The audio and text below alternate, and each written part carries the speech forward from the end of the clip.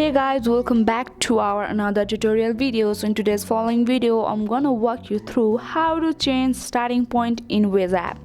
So as we know that Waze app is a navigation app that provides real-time traffic updates, faster routes, turn-by-turn directions, alert for hazards, speed traps and road condition.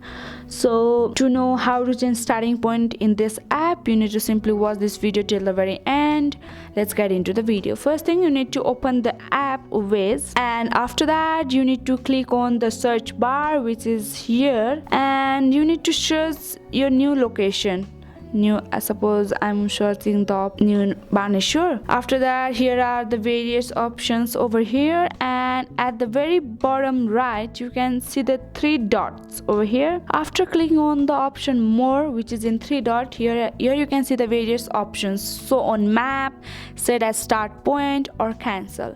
So I'm going with the option set at start point, and after clicking on that your app will be set and after 3 2 1 go. After that you will be at the starting point, and Waze will recalculate the route based on the new starting point and display it on the map. And after that you can start navigating, and if everything looks good you can start navigation from updated starting point.